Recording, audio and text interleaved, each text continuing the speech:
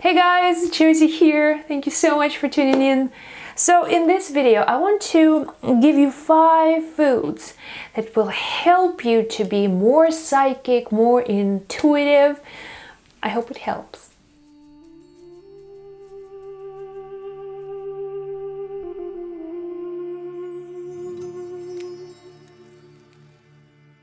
Okay, my friends, if you want to learn more about the relationship between foods and your psychic abilities, there's one word that you need to look into, and it's mitochondria. Mitochondria. Now, I may be doing a video soon about this topic, but I would just want to focus today specifically on foods because all of these foods feed your own mitochondria, the energy powerhouse in your body. So once you understand how to make your mitochondria happy, you become psychic. Now there's science behind it. So number 1, rice. White rice, blue rice, green rice, purple rice, black rice, brown rice, any type of rice. You know, many years ago, I had this really great opportunity to meet Dalai Lama. Now, it was in Montreal, and when he came to visit just a small community of Tibetan people, and I just happened to be in that group, you know, this Tibetan person. I was just honored. It was just a great honor to be there. So Dalai Lama was there in front of me, sitting in his high chair, laughing, and he had a bowl of rice in his hands, and he was chatting with everybody, you know, eating his rice. Okay, sure, yeah, you know, having a drink. So then he left, and the rice wasn't finished, so there was still some left. So some really smart women in that community is like, hey, look at this. This is a holy rice, you know. Dalai Lama had his hands in it. Let's eat it. Let's make this sacred ritual of consuming Dalai Lama's rice. So which we did. Now, I don't know if I'm proud of this or not, but it was quite an experience. You know what? Something happened to me when I actually consumed that rice. I felt more uplifted, more spiritual in a way, and it was really a great personal spiritual experience. After that, I was pretty much always treating rice as some sort of like a spiritual grain, God-given grain, considering there's so many people in the world, you know, depend on rice. And when you're getting married, you know, you get a shower of rice. So there's really strong sort of mystical properties to rice, such as, you know, good luck and prosperity and abundance. But when you're consuming rice, just on the energy level, it's a really good healing and clearing and balancing food. If you're consuming rice, you're actually putting your body into balance, so to say. And, you know, when you want to become psychic, sometimes you are blocking yourself. When you're going within, when you're centering, when you're grounding, you become automatically more intuitive because you begin to listen to your own intuitive voice. So sometimes clearing and grounding is the answer to becoming more psychic. So you are psychic by birth, but all this external noise sometimes prevents you from using your intuitive senses. So balancing rice, go with rice for a week and then see how you feel. If you can replace your pasta or your maybe other grains with rice for some times, notice how you feel. So that's number 1. Number 2 is turmeric.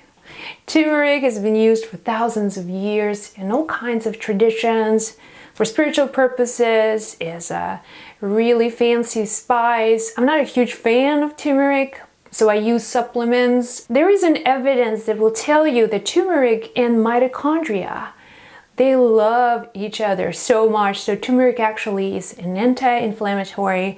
It has strong antioxidant properties that affect mitochondria. It's almost like a food for that energy center. It's actually in your brain and in your heart. All of the mitochondria cells are responsible for your well-being every second of the day. So feed yourself with turmeric and some rice. So see yourself becoming more spiritual. So food number 3. And it's kind of hard to pronounce, but I'll give it a try. I'll actually say it all in one shot.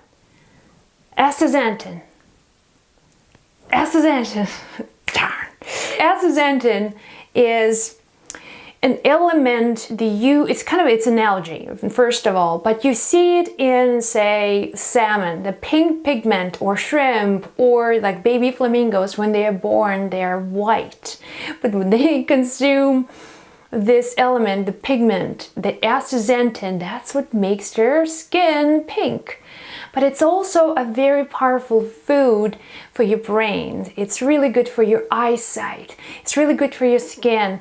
And it's really good for your mitochondria. So you can take it as a supplement if you're vegan, if you consume fish or seafood. Now there are so many options out there.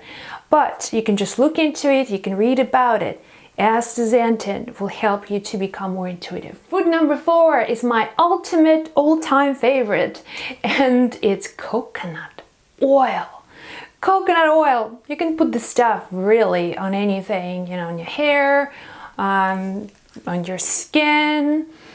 You can consume it. It's very delicious. You can add it in your drink to make it a little bit like a smoothie. So there's so many things you can do, my God, with coconut oil. But there is something called MCTs, which is the medium chain triglycerides, middle chain triglycerides, I don't remember, but these triglycerides are the authentic food for your mitochondria. It loves coconut oil. So remember, mitochondria has a lot to do with your psychic abilities. I don't have the research to prove it, but one day, mark my words, everyone will know this stuff. So if you want to be more psychic, relate to your mitochondria. Like that's on the body level. Coconut oil, MCTs, it can reverse brain damage, Alzheimer's disease. There's so many things that coconut oil does, specifically on the brain. It's like the ultimate food for the brain. So, and finally, number 5. It's actually not foods, but I had to talk about this, so I decided to put it on my list. And it's fasting. It's actually not eating that helps your mitochondria.